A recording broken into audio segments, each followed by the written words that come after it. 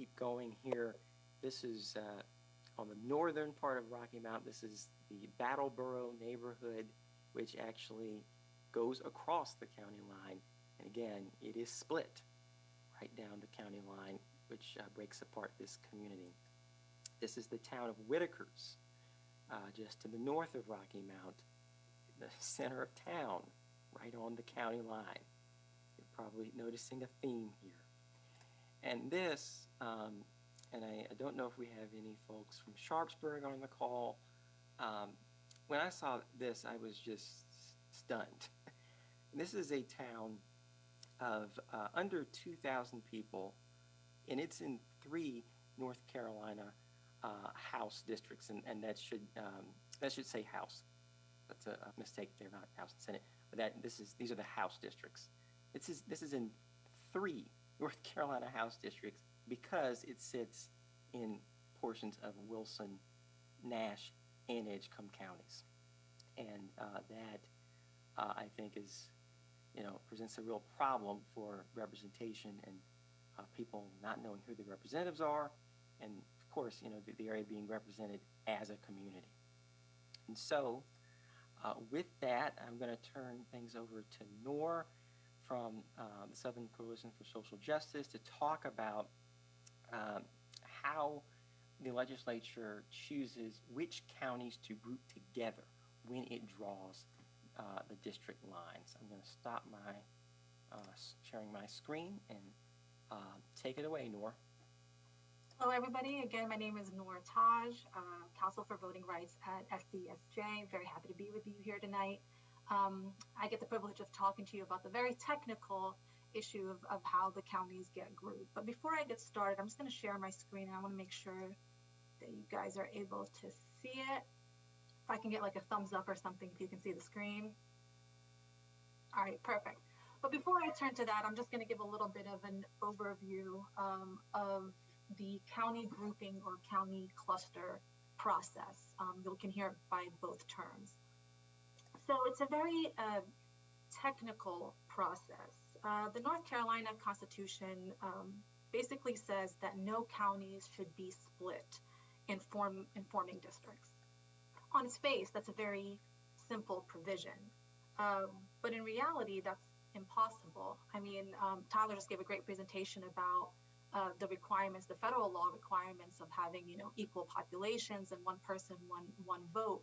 In order to accomplish that, you're going to have to split counties. And so how do you reconcile the North Carolina Constitution, which says you can't, you got to keep counties whole, with the federal law requirements that do require some splitting? That was basically the question that was before the North Carolina Supreme Court in Stevenson v. Bartlett. That was in about 2002. And so what they did is the court basically came up with a set of criteria to accomplish this. So basically, and I won't get into some of the technical things that are outside of the scope of this, but first you kind of look at what's called VRA districts that are created under the Voting Rights Act. Then you look at what the population is, and so you create, what are the population deviation? Tyler mentioned that every district needs to be equal. That's a very difficult thing to accomplish. So basically they've allowed for plus minus 10% deviation. So once you find out what the ideal population is, you look at the map and you figure out how many counties can basically hold an entire district within its boundaries. So if it's one county, one district within its boundaries, that becomes a voting district. And this is for state house and state senate. These are state legislative districts. Then you look at one county that potentially could have multiple districts, whether it's 2 districts or 3 districts within the county border. Then you look at which 2 counties can be combined together to create one district, or what 2 counties can be combined together to create 2 districts, and so forth. Once you've used all that up, you look at what 3 county groupings can come together to form 1 district or 2 districts or 3 districts, and so on and so forth. So the optimal map is one that has the least amount of counties combined in groups. I know it can be a little bit difficult to understand, but I'm going to show you using this website what that actually looks like. And this again came up in a case called Dixon v. Rucho in the last redistricting cycle. Plaintiffs basically said that they were able to come up with draft maps that split lesser amount of counties. And the court said that's not really what's at issue based on the Stevenson criteria. It's really how to minimize the number of counties that are grouped together. So I'm going to turn to this website because this really, I think it's easier when you actually see it versus hearing it. So when you look at, if you can all look at the map that I have, and I can drop a link to this website that really is a wonderful explanation of this process. And this is using the 2010 census numbers, but again, it's a great exercise to just explain how this works. So first you look at how many counties can hold an entire district just within the border of the county. You start that way. Then you look at how many counties can actually hold multiple districts within its borders. Same, you keep going on and on to see. And so when you get to the bigger counties, those are the ones that are going to hold multiple districts, perhaps 2 or 3 districts within one county. That's really oftentimes where that gerrymandering can really come into play.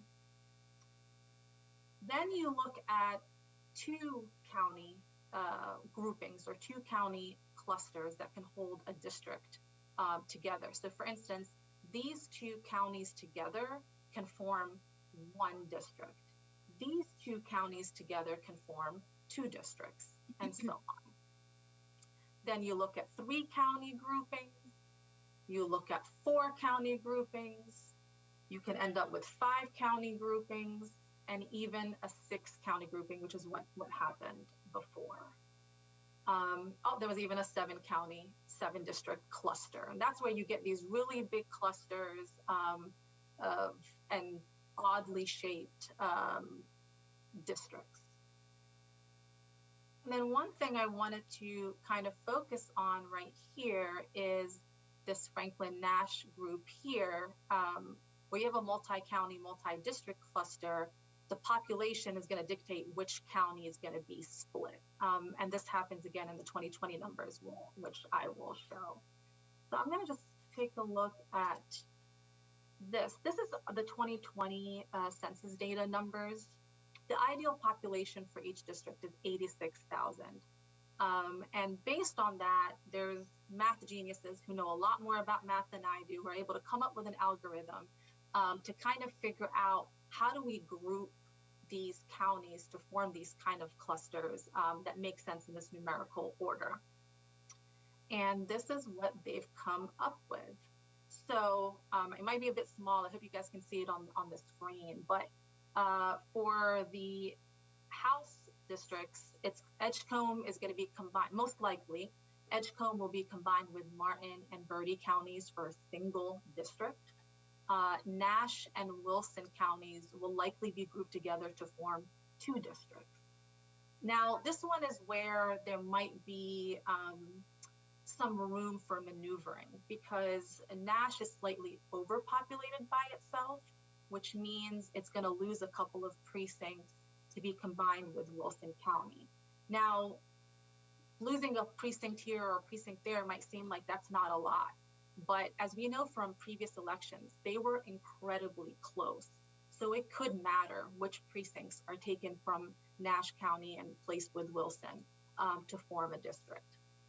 For the Senate, it's going to be most likely Edgecombe will be paired with Pitt County to form its own district. And then Nash, Franklin, and Vance will be 1 district. So these are pretty big variations from the current maps. And, you know, looking at these, it might seem as though, well, if the Stevenson criteria basically determines how counties are going to be grouped together, doesn't that just tie the legislator's hand? What can they do? But there's still a lot of maneuvering that they can do. As I explained with the one, if you're taking some precincts from one and combining it with another, that's exactly what, as Tyler was saying, you know, you can have communities that are split. So it becomes very important to look at where those lines are going to be drawn. And then also, even when they seem to be sort of set in stone, you can take a look at what the, what the Black voting population is, what the demographics, Democrat versus Republican, and kind of start analyzing those numbers within those county clusters to see what are going to become the issues that are rising in the next election. And obviously within the next 10 years, it's sort of a long-term process. So I know this, like I said, it's very technical and it is very numerical, but I can drop the link to these websites that really do a great job of kind of explaining how it works. And I believe Tyler's going to talk about how they have been affecting us in the past. Yes, thank you so much, Noor. I learned a lot from that. I've always been interested in how these county groupings are developed. I am going to turn it over to Saylor and Gino actually first, because I think that they may have to leave early. So they are going to talk about public testimony, and I'll let them take it away. Thanks so much, Tyler. We really appreciate it, and I'm just going to show my slides now as well, really quick. If y'all can see them, give me that enthusiastic thumbs up that we love to see. Love to see it, Tyler. Thank you so much. And we are traveling around the state with Noor and Tyler pretty consistently, whether you're at the Draw the Line tour or the Map Our Future tour. Our thoughts are the same, our solutions are the same, our goals are the same, to get folks ready for the redistricting process this year and also get folks to public hearings and prepared. I'm Saylor Jones. I use he, him pronouns. I'm here with my buddy Gino Nuzalolo. Gino, say hello to the nice folks. Hi, everybody. Thanks for joining us tonight. It's really good to be with y'all in, as Saylor likes to say, the great state of Rocky Mount. That's right. We're excited to talk to you tonight about public testimony. And rest assured, everything you see here tonight, you're going to be receiving it in an email to come. So sit back, relax, and we'll talk about public testimony and the all-important process of getting in front of lawmakers. Saylor? That's right. And your public hearings are coming up soon, as Tyler said. Nash County is fortunate enough to get their own public hearing. And so all of the materials, the slides, guides, some resources, and some incredible toolkit that Common Cause and SCSJ have helped put together to give you everything you need to know about these public hearings to come is at scsj.org/Rocky Mount.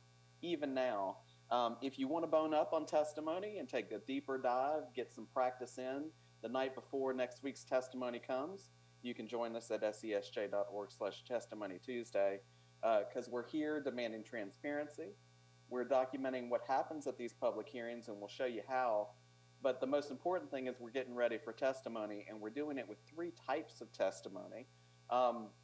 First thing I'll say, just really briefly, Tyler laid the groundwork for this, but we are in the redistricting process this year, and Noor kind of showed you how they're going to put the pieces together. And they started doing that in August by very quickly passing on August 12th the criteria, or as Gino calls it, the rules of the game by which they draw our maps. Some of those include things that Tyler talked about, like contiguity or compactness, keeping things together, not packing and cracking them, but also equal population, part of what both Tyler and Noor discussed as so important as keeping us in that one person, one vote arena. So those criteria passed August 12th, and they didn't give us a ton of time to give public comment on the criteria. In fact, they proposed them on August 9th, and by the next morning at 8:30 in Raleigh, they were asking for your public comment. So a little less than 16 hours of notice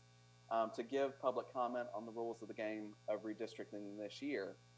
If that doesn't frustrate you, on August 18th, they proposed where the public hearings would be. Now, back then, there were 10 public hearings. On September 1st, we didn't hear anything for a while. And then on September 1st, they dropped the actual public hearing schedule on the website, kind of buried it deep in the innards of the website, and they were announcing 13 public hearings, which we'll talk about tonight. Now, all of this culminates in what Tyler and Nora were talking about, the maps being drafted. They've told us they'll probably come out in early November. But that means when we have public hearings between September 8th and the 30th, we won't have maps to look at to respond to. And so we get a lot of questions about what can I say if I don't have maps to look at on the state and congressional level. And we're going to give you 3 types to talk about. Last thing I'll say, these maps will probably be passed by December, since that's when candidate filing begins. And you can't file for public office if you don't know what district is. And so that's an artificial deadline we're using to know when the maps are going to be done. So these are the criteria. You're going to get all of them. But we have some concerns about 2 of them in particular, and we'll take a deeper dive when we talk about the process testimony, the first of 3 we'll talk about tonight. And these are your public hearings. As Tyler said, Nash is coming up soon and on September 15th, so we won't get you ready with the right testimony. And so we're going to start with the testimony types. You're going to walk into these public hearings. In the past, they have looked a little bit like big public forums. You know, you go to a big gymnasium, you walk in, you're going to sign in to say you want to give your testimony. They'll call you maybe in the order that you came. With these hearings, you can get there about an hour early and sign in, or you can sign in online, and we're going to give you the link for that. Gino, if you want to give testimony in the chat, we can do that now. You're probably going to get about 2 minutes to speak. 2 minutes is about 300 words, friends. So this is about how long the longest testimony can be, and you can see it's not a lot. So we're going to want to pack a lot into those 300 words, and this is how we're going to do it. So I said there were 3 types, and I'm going to start with process, then I'm going to kick it to Gino for community. But the process type is really for folks, and this is by popular demand, friends. We were just talking about community testimony, talking about the things that Tyler and Nora were talking about. We don't want our communities of interest divided. We want to keep our communities of interest together. We don't want bad groupings of not simply counties, but divides of those groupings that split up counties. Right now with the 2019 maps, there are 9 counties that are split up by even the congressional maps. So we're going to talk about process for people who maybe are new to their community. We've heard a lot of people say, I don't really know how to talk about my community. I don't really know how to talk about how maps are impacting our neighborhood. I want to talk about something else, and I don't have a lot of time. What can I do?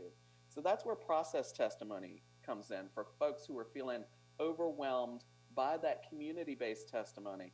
Now, why do you do process testimony? Well, if you don't have a lot of time and you are feeling overwhelmed, but you are frustrated by a process that's kind of cut you out of the criteria, maybe you're upset at the public hearing process, not giving you a lot of notice of the public hearing process, that's what you can talk about. It's easy to do because a bad process already exists, friends. We haven't gotten a lot of notice about the criteria. We haven't gotten a lot of notice about the public hearings. So we saw last night in Caldwell County, the vast majority of the testimony was about the process, especially since we don't have maps to look at, to respond to. Why you might choose another form of testimony, friends? Well, for the same reason. Process testimony isn't mappable. And if you don't give folks a location and an action, they won't be able to map it, and they won't be able to create maps that you deserve. So we have recommended community testimony along the way, but we want to give you those process tips for folks who don't feel comfortable giving community testimony. So if you have limited time, just walk up. If your head's spinning and you don't know what to say, you can talk about how angry you are at the process thus far, which a lot of folks did last night. And you walk up, introduce yourself. It's very easy. Hi, my name is Tanya Smith. I'm a new resident of Hopeville. I'm a new resident of Rocky Mount. but I'm here today in support of my fellow members of my Rocky Mount Church and to demand a better process in the hearings to come. You'll notice right there at the beginning, we put in what we're asking for the committee to do in the future.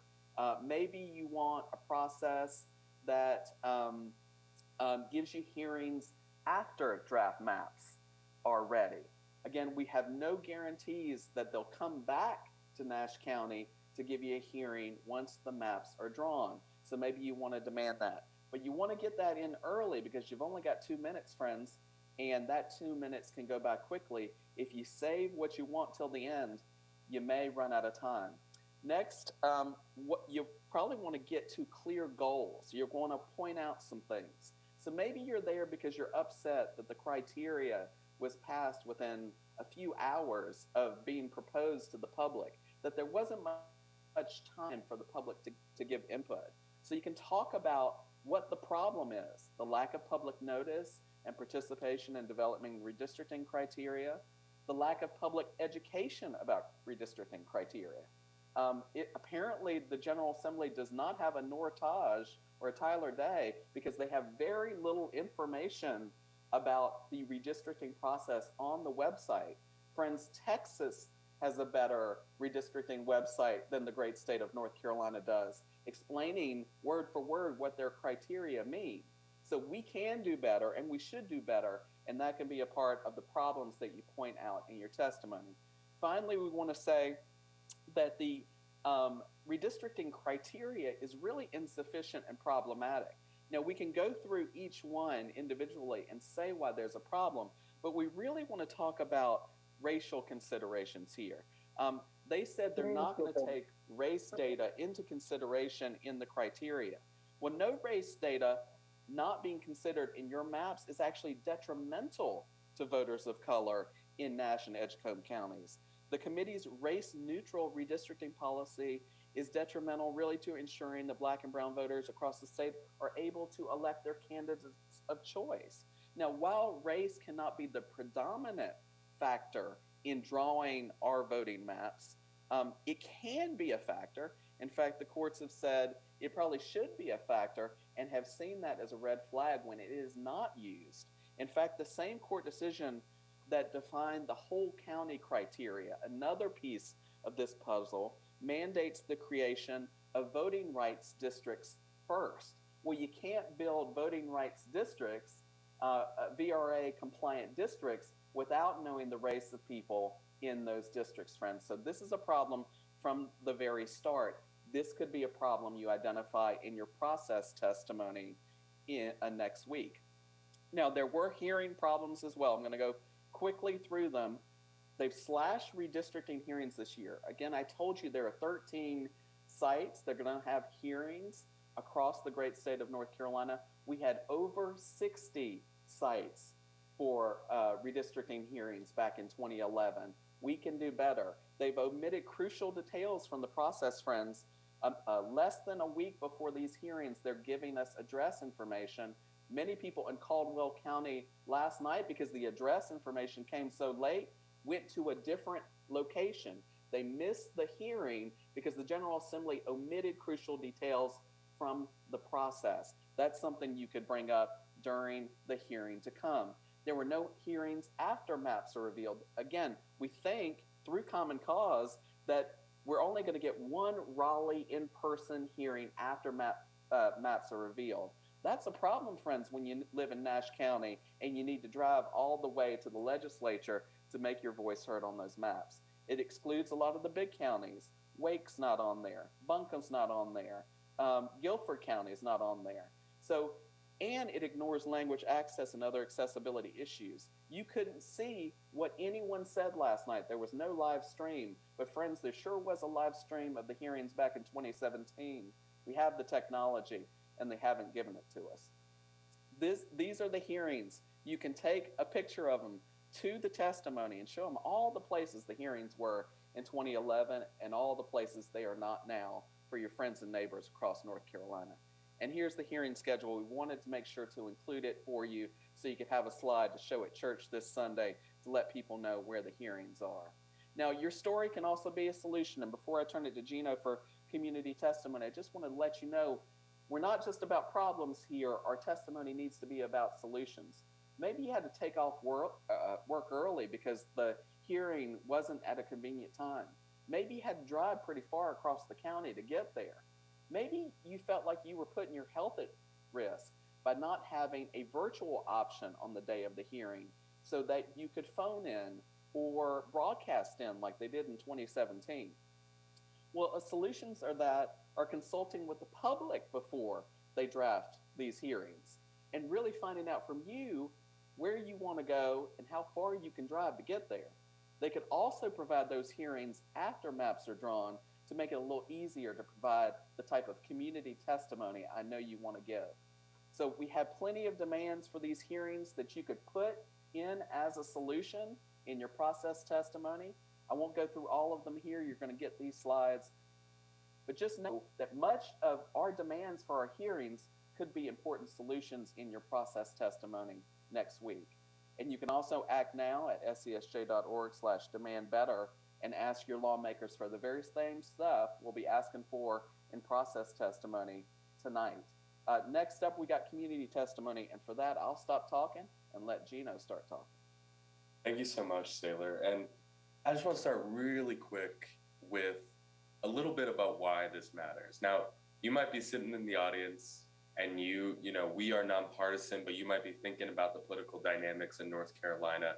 And you might be asking yourself, why would I even go to the effort to put together testimony and go to these hearings and say it in front of lawmakers who clearly have shown throughout this process that they don't seem to care much about our voices?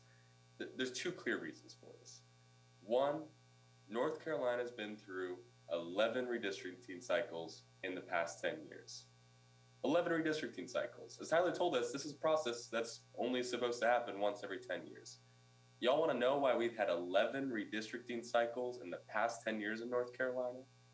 Because people, just like you, in this Zoom room, came together, saw that the process was junk, had issues that they wanted addressed, put together public testimony, and packed the House at hearings all across the state to demand better. And then later on, there were some folks in the courts, some judges, some justices who saw what the community said, saw that the lawmakers didn't take into account what community members said, and then told the lawmakers they had to go back to the drawing board and get better maps of North Carolinians. Everything we do at this individual and at this community level to put together effective testimony that we tell to lawmakers directly, that's what helps us to get better and better maps. That's what helps the struggle that we are in continue. That's one reason why this is so important to get right. The second is that state redistricting isn't the only kind of redistricting that we're involved in. You've also got local redistricting in your counties, in your cities, in your towns. And when you craft effective public testimony, especially in a specific community-based way, as I'm about to tell you about, the chances that local lawmakers will listen and take into account what you asked for dramatically skyrockets. I'm not just making that up. That's data that we've got. It skyrockets. So I wanted to say both of those things because I think this is where public testimony really, we get into the juicy stuff. And community testimony takes us away from just process focus to talking about a specific location and a specific community. As the Brennan Center based in New York told us, 64% of comments at public hearings were able to be mapped, actually put on a map. And that they were mapped because the public testimony that was given to them included a location and an instruction. And community testimony focuses on location, provides the requisite clear instruction that actually makes map making easier and says, we want to keep this neighborhood together. All right, we will keep this neighborhood together. Now, as Saylor was just showing on the screen, in the past, we've given people generic talking points to use for their testimony. We're not doing that anymore. We need to speak specifically about the places we live and the issues we face when we're trying to give this testimony. We have a chance to do more. Now, when we're talking about community testimony, might just ask if folks are able to make sure that they're muted. That would be real helpful. And if any of my co-hosts see folks are unmuted in the chat, that'd be great. But there's some common kinds of community testimony asks and things you could specifically ask for. You could be asking for a city or a neighborhood to be kept together in a single district. I know there's a city that I can think of that's in eastern North Carolina that's currently split between two counties, and maybe you want to keep that whole city together, potentially. Now, you also might want to draw a group of cities together in a single district or use well-known boundaries for your districts. These are all kinds of things that you can ask for, and this kind of testimony is the best for people who have lived in their communities for some time. Maybe they're affiliated with a church, a union, a PTA, a faith group, and you have a good understanding of the kind of issues you face and what you want to see out of better maps. So how do you do it? How do you write this community testimony with 300 words, 2 minutes? How do we write it? Well, in a lot of ways, it's very similar to what Saylor was just talking about, the process testimony. You're going to start by introducing yourself, any organizations, any coalitions you work with. The great thing about community testimony and working together with a bunch of people is that you can all come to the public hearing with one goal in mind, but you have an individual story to tell. And when you put it all together, you're singing with one voice. So think about that, individual stories, but singing with one voice, focused on one goal when you're working together. Now, after you've introduced yourself, you want to be really clear on your goals right from the beginning. Let your elected officials know why you are there and exactly what you want them to do. And then that's when you get into the story about your community. And write what you know. I promise you, if you're maybe a little bit hesitant or a little bit concerned that what you're writing is effective, if you're writing about yourself and what you know and the community you're fighting for, it's going to be perfect. What we just need to think about is what is our community all about as we're creating this compelling story? Like, what makes your neighborhood unique? What kinds of geographic and structural boundaries define your community? What kinds of coalitions or issues have you been facing? Is it affordable housing? Is it traffic? Is it about parks? Is it about broadband access? Think about all those things. Like, for example, I'm here in Durham, North Carolina. I live in an apartment complex of like 20-somethings, 30-somethings. We're bordered by a busy street called Duke Street on one side. We've got Pearl Mill Creek on the other side that kind of bounds our neighborhood. And all of us are concerned about the rents in our area. We're concerned about the lack of public transportation. And so if I were to craft testimony about where I am in Durham, all of those things would go into how I define my community.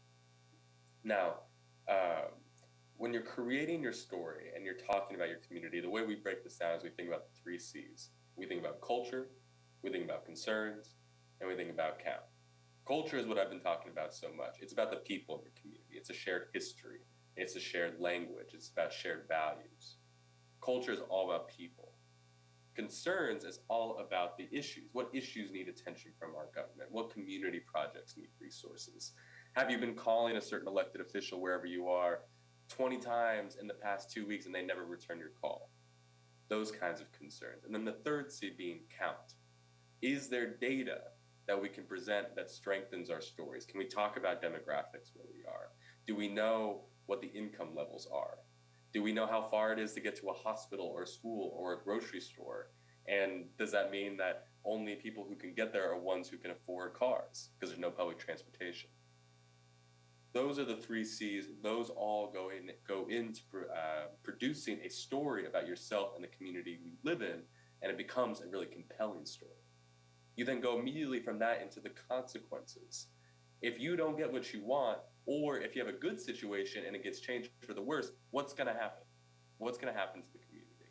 Does that mean you're going to get an elected official who never returns your calls? Does that mean your political power is eroded? Think about those kinds of things. Or does it mean that the issues that you have been facing for the last 10, 20, 30 years are just going to stay the same? So be really clear on the consequences of not getting what y'all want out of this process. You end with your specific solution that you're asking for in these maps about what kinds of districts you want to see. And then finally, you close it out. You say thank you to folks. You end your testimony. And one thing you really want to make sure to do, I know some folks might be comfortable more speaking off the cuff. Some people might be more comfortable writing things down. You can bring notes to this. All that's important is that everything you say and exactly what you want to say gets on the public record. Gets on the public record. That goes back to why I was talking about 11 redistricting cycles in 10 years. It is crucially important. That's community testimony. And now I know we're getting toward the end of Saylor and I's portion, and we want to be real quick. So Saylor, You want to tell us about allied testimony and what to do if you're trying to be in solidarity with other communities that got clear agendas and clear goals? Yeah, real quick. Allied testimony is our third and final testimony. We're in the short rows now, as my people from Rocky Mount used to say. So this is the testimony that comes from the folks who visited us at the various trainings and events who said, I like my districts. I really don't have anything to say. Well, absolutely, you do have something to say, friends. And we have a person at every single event who says, I got nothing. I like my representative. I like my district. I want things to stay the same. And maybe our population went up and I think I can get another representative. So I want to talk about that. But allied testimony is so significant that our executive director wrote her own testimony about this, and you're going to get it in your packet as well. So you've gotten sample testimony on process, you've gotten sample testimony on community testimony, and now you've got it on allied testimony. And what Allison Riggs's testimony tells us is there are ripple effects of bad map making, and they touch everyone, friends. Nobody maps can be redrawn in a vacuum. Well, no, we got a 14th congressional districts this year because our population went up to about 10.5 million people in North Carolina. We're the 9th largest state in the union. And with great representation comes great responsibility. I think Spider-Man said that. But the reality is this means that our districts will change. And when they change for the better for some, they may be changing for the worse for others.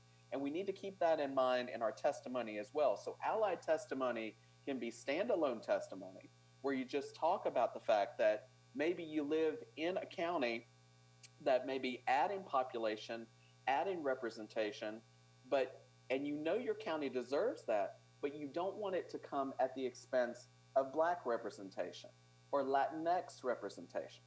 And that is allied testimony. But you can also weave allyship into your community testimony, as Allison has done here, and make explicit your allyship in that testimony, and making sure, I want my neighborhood intact, but I also want to go small, because the smaller you go in that community testimony, the less you impact other people in your county, other communities of interest, because we don't want our communities of interest defended at the expense of communities of interest that have historically represented underrepresented groups. And so we can be an ally in our testimony by looking around and seeing, are we taking too much in our asks? Are we not being an ally to other communities that we have worked in other places, in voting, at the legislature, in the budget and education to defend?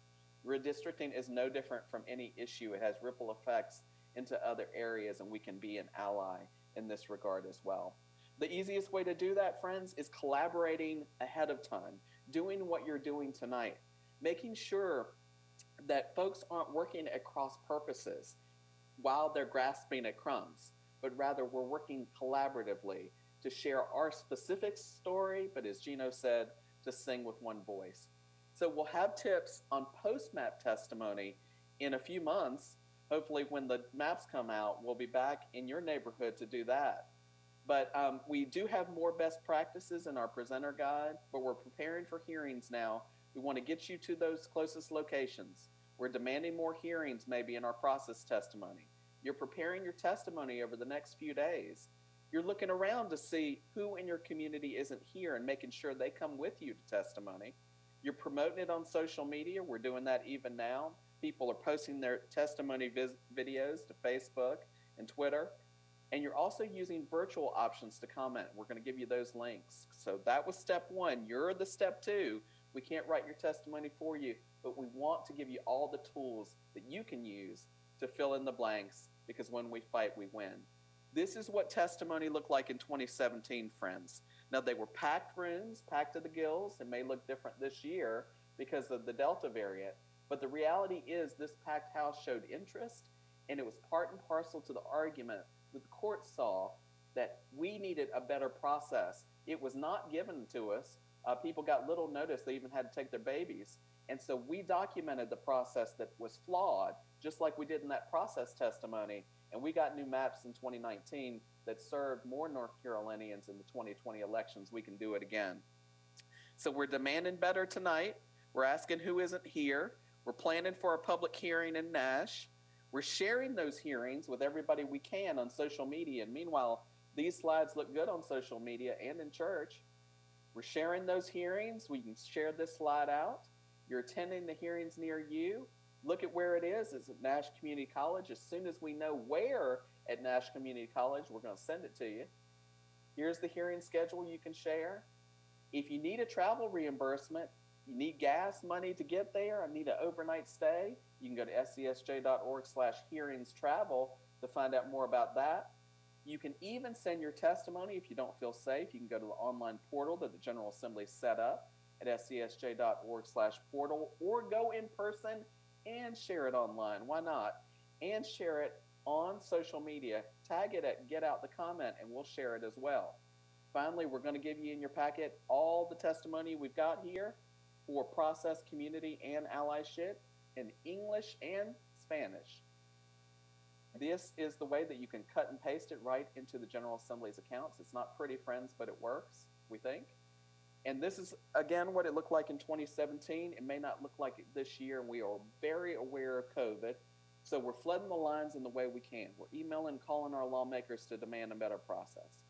We're submitting testimony safely if we need to, providing written and virtual testimony through the portal.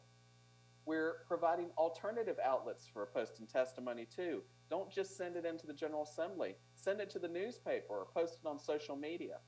We're volunteering, and I know you want to join us. Maybe we'll provide masks, sanitizer, and PPE at local hearings. And we're encouraging people to get vaxxed up and show up and be the leading voice in your community after this training at these public hearings in person. You can monitor what you see there. A lot of people wrote into us and said they had trouble finding it at scsj.org/monitor. And we've also got funding for community groups who are working to monitor redistricting. You can get up to $10,000 from these grants. You can apply tonight at scsj.org/solve-grants. If you're working in your community on redistricting, you should get paid while you're doing it, and these grants do that. So we want to thank you. Everything you see here is not at WNC Tour. It is actually at scsj.org/Rocky Mount. And I was hoping to get there in time, but I will not do it. Tyler, I'm going to turn it back over to you, my friend. Wonderful. Thank you, Sailor and Gino. That was great. A lot of really, really great information. I will also just let you know that the precise location for the Nash County public hearing is Brown Auditorium at Nash Community College. So just make note of that.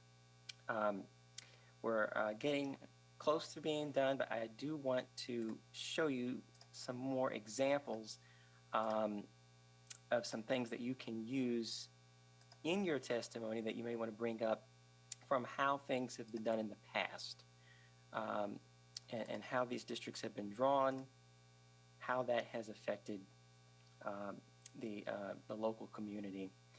So this is Rocky Mount. This is a map showing you a black population. The darker shading indicates a higher black population in that precinct. A lighter shading indicates a smaller black population. And what you can see here is that the western portion here of the city, this southwestern portion around Woodridge, Berkeley, this area over here is it has a smaller black population. Well, when you look at the 2011 U.S. congressional districts, it looks, there's a correlation here. This area, in the southwestern portion of the city, was left out of this congressional district, District 1, the yellow district you see here. And also this district, District 1, the yellow district, is a part of a district that was struck down by the U.S. Supreme Court for being a racial gerrymander. What they did is they packed black voters across the state And in this situation, they packed black voters on in central and eastern Rocky Mount into this yellow district, again, keeping out the southwestern portion of the city. And now overlay some of the communities here so you can see how this affected the city.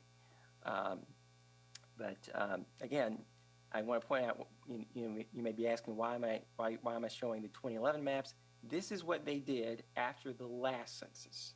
Now, Gino talked about all these cycles that we've had. All of that has happened because of court cases that have challenged the maps, and so they've had to redraw them.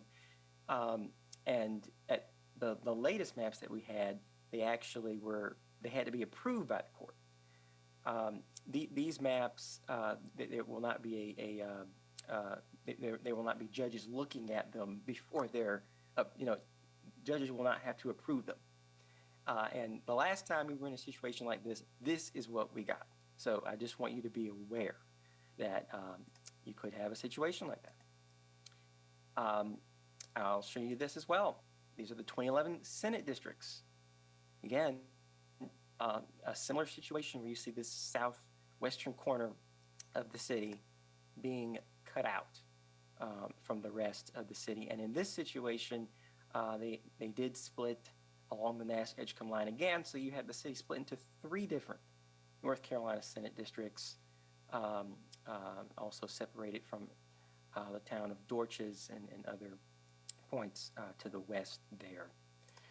And I'll also just show you a kind of a similar situation when you look at the Senate election results and how the 2011 Senate districts follow the election results here. So the red shows you precincts that went for the Republican in the 2010 U.S. Senate election in our state. The blue districts are districts that went for the Democrat, and again, the darker the shading on either for either color indicates more of a partisan leaning. And you can see that there is definitely, I think that there's a correlation between this section of the city which has been or was cut out in the 2011 maps. And again, I will overlay those communities there. And lastly, I'll just show you the city was split in the 2011 congressional districts, 2011 Senate, North Carolina Senate districts, and 2011 North Carolina House districts. Not just Rocky Mount, other cities and towns throughout the region were split. And particularly, I want to focus on the North Carolina House districts from 2011, which just severed Nash County. This is Castelia, and these are small towns where the district line came in and went right into downtown, splitting the community. This is Spring Hope from the 2011 House districts. Again, there's no reason to do this. There's no reason to split up this area in this way, other than, they're trying to do this for partisan advantage or for some other motive. You wouldn't normally split a town like this. This is Nashville. I'm showing you just the incorporated area first, and this is what they drew. Again, this is a town of a little over 5,000 people, and it has just been cut up. And I'll show you some of these are just a few communities. You can see how the town has been separated. And I'll show you here, this is the Cottonwood neighborhood in Nashville. This is Mulberry Road. There it is on the map. And this was a dividing line. And it showed, you can see here in this photo, this was a dividing line between 2 North Carolina House districts. So literally next door neighbors were in different districts.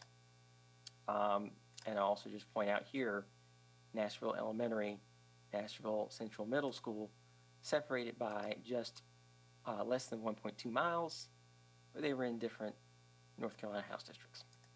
Doesn't seem to make a lot of sense to me. And that's this is an overview of Nash County, so you can see what that looked. I mean, this is really egregious.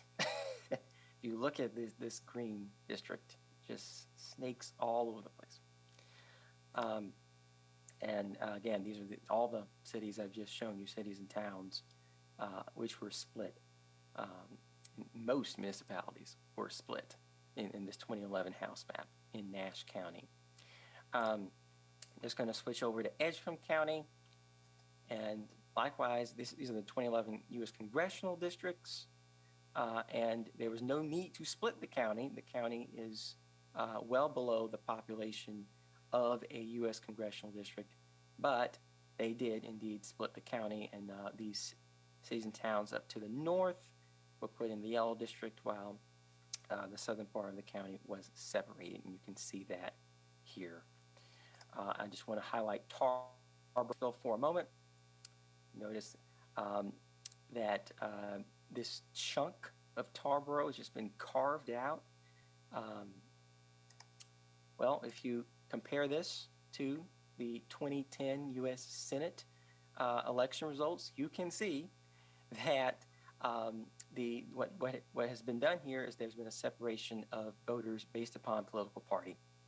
And this section that was carved out is a district or a precinct that leans Republican, while the more heavily Democratic precincts or more even precincts were placed into the yellow district. You see there. And I'll just want to end this section by showing you this. Rocky Mountain, Tarboro, both split in this District 1 from 2011. But I just want to give you an overview of all the cities that were affected, all the cities and towns that were split. Wilson, Greenville, Winterville, Butner, Washington, Kinston, Goldsboro, Mount Olive, Plymouth, Newbern, Durham, Hertford, Elizabeth City. All of these places were split. And, you know, what happens is that when your community is split, and you live in one of these communities, you're having to compete with people in terms of, you know, expressing your needs, expressing what you want. You're having to compete with people from a completely different region of the state. I mean, this district stretched all the way to Elizabeth City, down south to Newbern. These are areas, you know, quite a distance away from Rocky Mount and Tarboro in Nash and Edgecombe counties. And again, this is what the legislature did the last time they drew maps after the U.S. Census. So I think we should be on the lookout. So I just want to wrap this up by saying, when your communities are split, your voting power and representation is split too. That's really the bottom line. Legislators are less concerned with the communities they were supposed to represent. Some take their reelection for granted. I talked to one of my former colleagues. She no longer lives in North Carolina, but she had told me she had tried to speak to her representative to talk about this issue, and her legislator told her he didn't have to talk to her. I think that is just outrageous.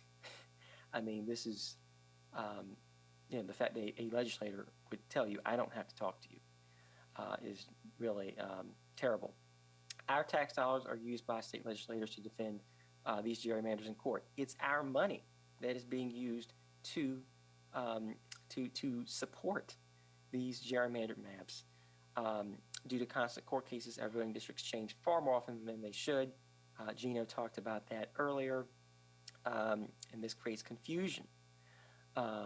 People don't know which districts they're in, and in recent years, computer mapping software has made it easy for legislators to draw maps with extreme precision. They can go down to street level, house by house, and pick who they want to be in each district. And lastly, if you don't remember anything else from this, I want you to remember this. Through gerrymandering, state legislators are picking their voters, not the other way around. That is the antithesis of a representative democracy. And with that, I know that we are going over time. I did want to give council members TJ Walker and Mayor Pro Tem Richard Joyner, both council members from Rocky Mount. If you all are on the call, please feel free to unmute yourself and say a few words, make a few remarks about why this is important to you, why this should be important to Rocky Mount and the overall area. Well, I don't know if TJ and Richard are on the phone. This is Councilman Lodge Daltridge, and I'm new to the Zoom, so I hope it's okay if I say something. But I didn't see them on, so I just wanted to make sure this group knew that the City of Rocky Mount, we at our last meeting decided to hire the firm of Pointer and Sproul to help us with redistricting our wards. We have 7 wards, as everyone knows. And if you'd like to go and see what we've done, I think our next meeting, I'm looking at the minutes now, and it has an overview of what went on at that meeting. And they're also on our Facebook page and I believe on YouTube. But in a nutshell, Pointer and Sproul is going to help us equally divide as best we can. It has to be plus or minus 5%. In 2019, if we took the estimate of population for Rocky Mount, that's 54,548 people. The ideal ward would be 7,793 people. Plus or minus range would be between 7,403 to 8,183. There is a process, and I think Common Cause has gone over this very well, but just for Rocky Mount, we were given a somewhat of a timeline. It's not written in stone yet, but the preparation window is August 27th, which is passed, and then the legacy format data delivery, and then the 16th to the 29th, the census data processing, and between the 30th of August and November 17th, which is 11.4 weeks, possible redistricting window, and it's much shorter than past cycles.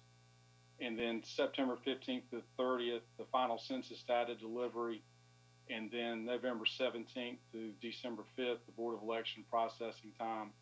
So this would be my first time involved in redistricting.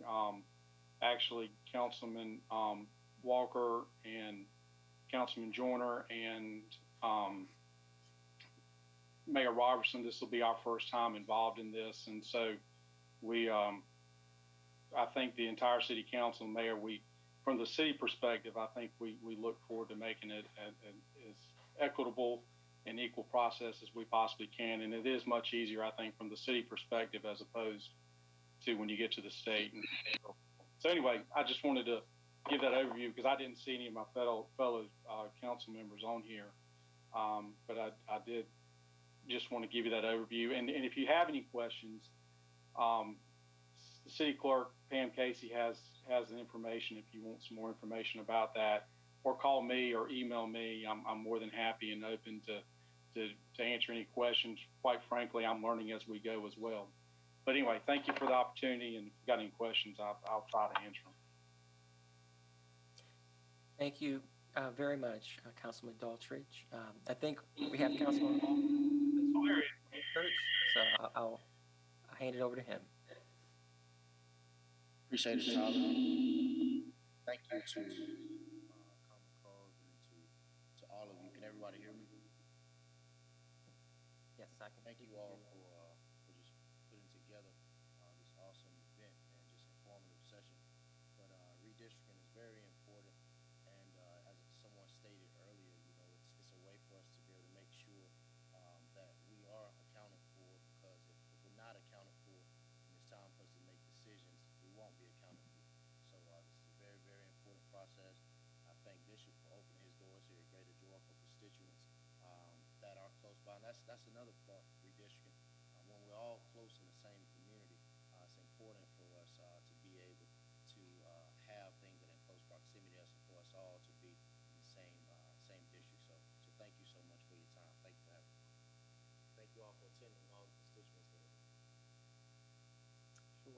Thank you, Councilman Walker. I don't know if Councilman Joyner is with us. Councilman Joyner, are you with us?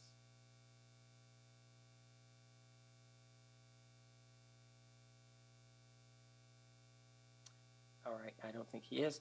So with that, I know that we have gone a little over than what we were planning, but we have a lot to get to, and I think a lot of important voices to hear from. So I hope that this has been helpful.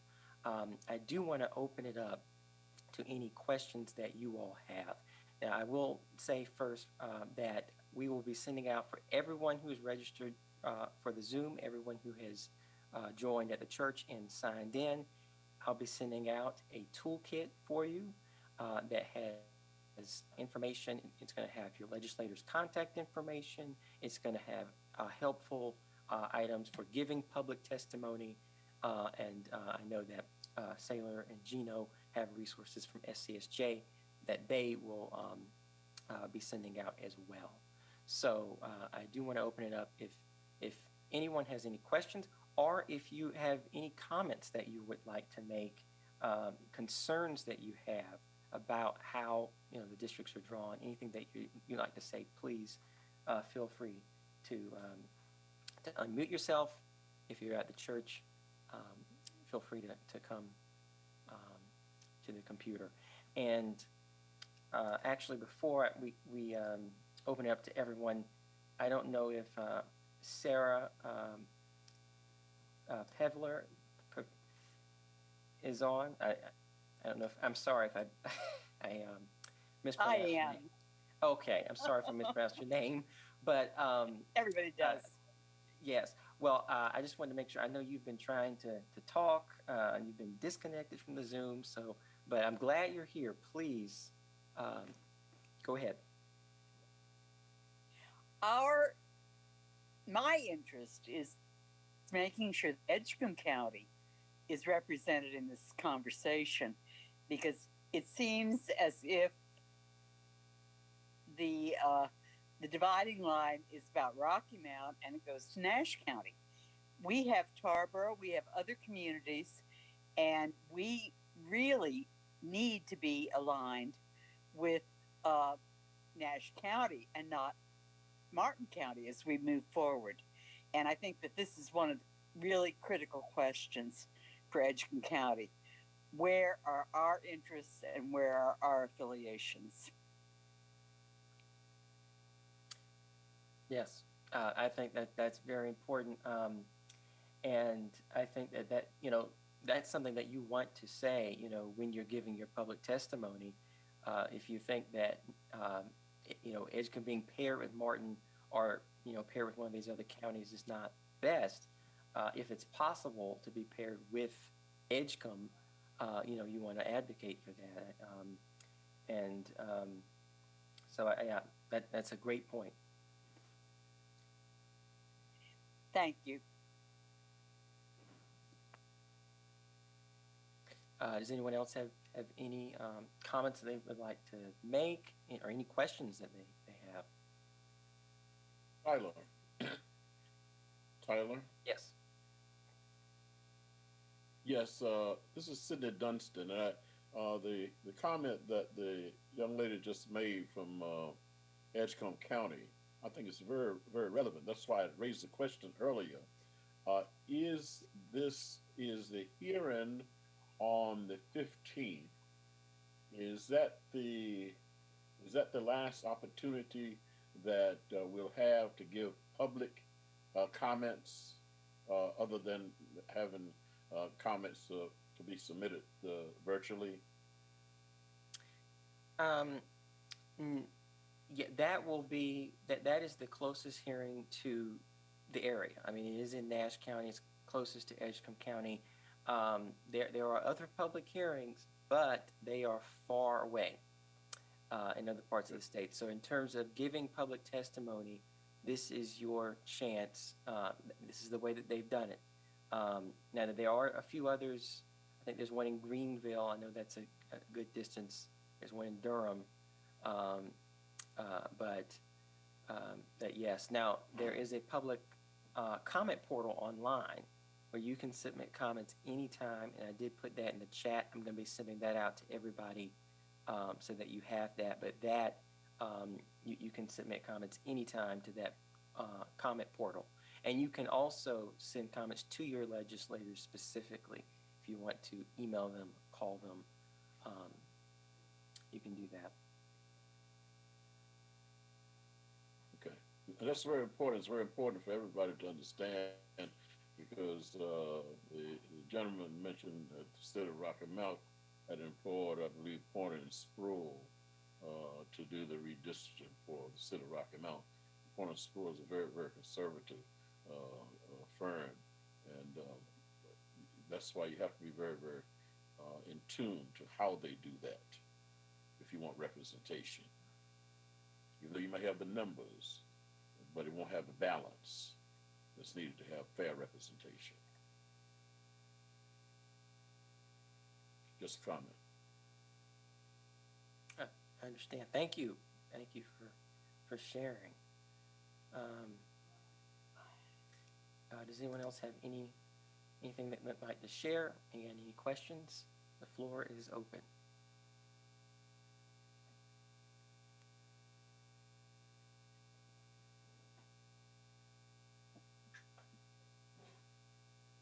Mr. Day, Yes.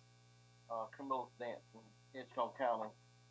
I see Councilwoman Deborah Jordan from Tarboro is on. My question is, the elected officials play a major role in this, I would think. So, we as citizens need to make sure that we reach out to them and make sure we are represented. And then, just because it's in Nash County, if we are serious about this, then we need to make sure that we are represented. If we can't be there or ever how we need to do it, we need to make sure that we, our voices are heard.